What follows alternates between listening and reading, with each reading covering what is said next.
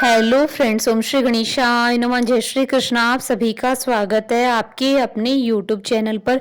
Friends, आज हम आपको इस वीडियो में बताने जा रहे हैं फाल्गुन मास की कृष्ण पक्ष की विजया एकादशी का शुभ मुहूर्त, पूजा विधि, व्रत कथा, व्रत पारण का समय, महत्व के बारे में। फ्रेंड्स, वीडियो शुरू करने से पहले आपसे रिक्वेस्ट है, अगर आप हमारे चैनल पर नए हैं और आपने अभी तक चैनल को सब्सक्राइब नहीं किया है तो प्लीज सब्सक्राइब कीजिएगा चैनल को, साथ ही प्रेस कीजिएगा बेल आइकन को, जिससे नए वीडियो से रिलेटेड नोटिफिकेशन आपको तुरंत प्राप्त हो सके। और वीडियो पसंद आने पर वीडियो को लाइक और शेयर जरूर कीजिएगा ताकि सभी भक्तों को इस वीडियो का लाभ प्राप्त हो सके।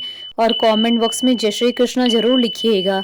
फाल्गुन मास के कृष्ण पक्ष की एकादशी तिथि को विजया एकादशी होती है। इस दिन भगवान श्री हरि विष्णु जी का विधि विधान से पूजन और व्रत किया जाता है। इस साल विजया एकादशी का व्रत 26 और 27 फरवरी दोनों दिन रखा जाएगा। विजया एकादशी स्मार्त का व्रत 26 फरवरी 2022 को है और विजय एकादशी वैष्णव व्रत 27 फरवरी 2022 को रखा जाएगा। विजय एकादशी का अर्थ होता है विजय देने वाली एकादशी। मान्यता है कि इस व्रत के पुण्य से जातक को कार्यों में सफलता प्राप्त होती है और शत्रुओं पर जीत हासिल होती है। इसके अलावा मृत्यु के बाद मोक्ष की प्राप्ति होती है। इस साल विजया एकादशी व्रत के दिन सर्वार्थ सिद्धि योग और त्रिपुष्कर योग पड़ रहा है। साल भर आने वाली हर एकादशी का अपना विशेष महत्व होता है।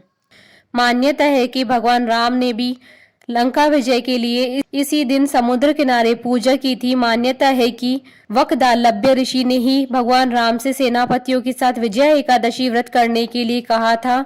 इस एकादशी के दिन षष्ठी के रचयिता श्री हरि विष्णु की पूजा का विधान है। मान्यता है कि इस व्रत को करने से कई गुना पुण्य मिलता है और व्यक्ति की सभी मनोकामनाएं पूर्ण होती हैं। विजया एकादशी के व्रत को एकादशी व्रत का सबसे प्राचीन व्रत माना जाता है। पद्म पुराण के अनुसार स्वयं महादेव जी ने नारद जी को उपदेश देते हुए कहा था कि एकादशी महान पुण्य देने वाली होती है। मान्यता है कि जो मनुष्य विजय एकादशी का व्रत रखता है उसके पितृ और पूर्वज कुयोनि को त्याग कर स्वर्ग लोक में जाते हैं। साथ ही व्रती को हर कार्य में सफलता प्राप्त होती है। उसे पूर्व जन्म से लेकर इस जन्म के पापों से मुक्ति मिलती है।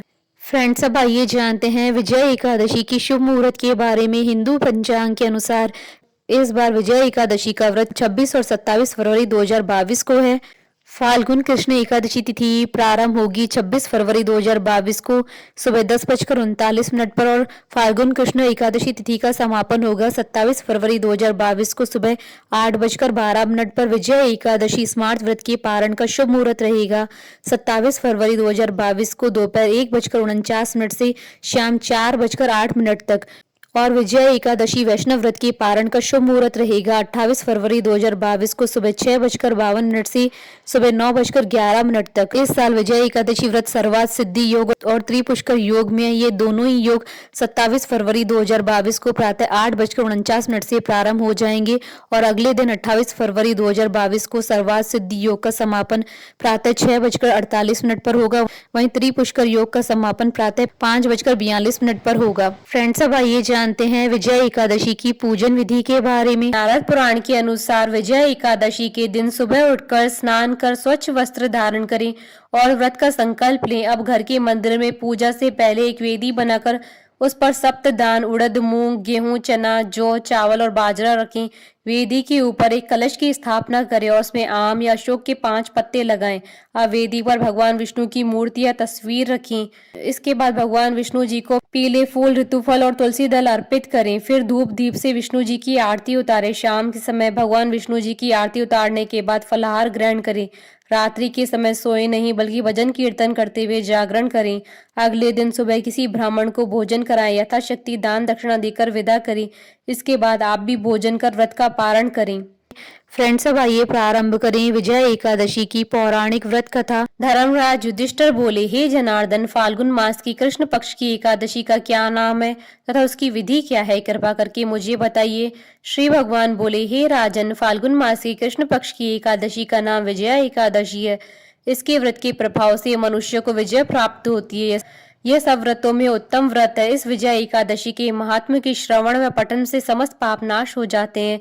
एक समय देवर्षि नारद जी ने जगत पिता ब्रह्मा जी से कहा, महाराज, आप मुझसे फाल्गुन मास के कृष्ण पक्ष की एकादशी के विधान को कहिए।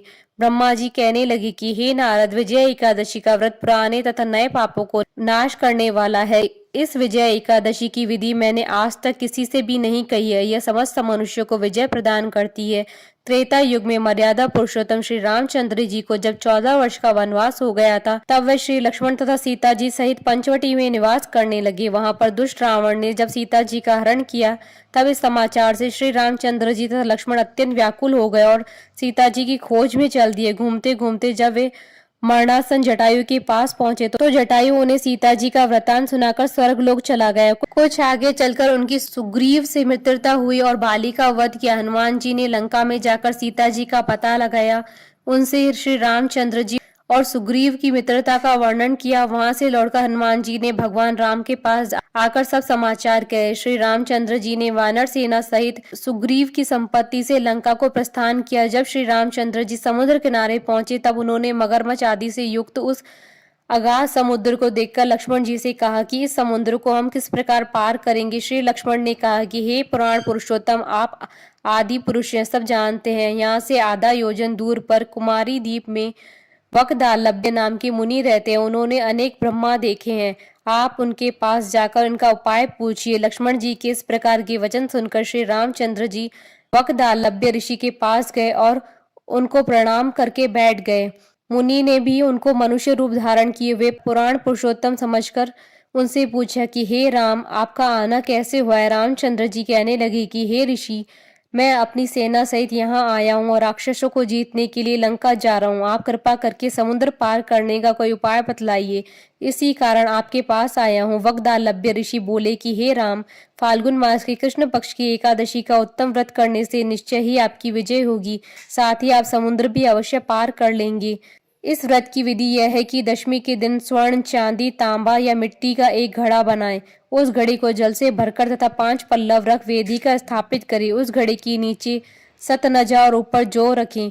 उस पर श्री नारायण भगवान की स्वर्ण की मूर्ति स्थापित करें। एकादशी के दिन स्नान आदि से निवृत्त होकर धूप, दीप, नैवेद्य, नारियल आदि से भगवान की पूजा करें। तत्पश्चात घड़े के सामने बैठकर दिन व्यतीत करे और रात्रि को भी उसी प्रकार बैठकर जागरण करे। द्वादशी के दिन नित्य नियम से निवृत्त होकर उस घड़े को ब्राह्मण को दे दे। हे राम, यदि तुम भी इस व्रत को सेनापतियों सहित करोगे तो तुम्हारी विजय अवश्य होगी। श्री रामचंद्र जी ने ऋषि के कथनानुसार इस व्रत को किया, उसके प्रभाव से दैत्यों पर विजय पाई। अतः हे राजन, जो कोई मनुष्य विधि पूर्वक इस व्रत को करेगा, दोनों लोकों में उसकी अवश्य विजय होगी। श्री ब्रह्मा जी ने नारद जी से कहा कि हे पुत्र, जो कोई इस व्रत के महात्म्य को पढ़ता है या सुनता है, उसको वाजपेयी यज्ञ का फल प्राप्त होता है। बोलिए भगवान श्री हरि विष्णु जी की जय, सनातन धर्म की जय। हमारे साथ इस वीडियो में अंत तक बने रहने के लिए आपका धन्यवाद। ओम श्री गणेशाय नमः। जय श्री कृष्णा।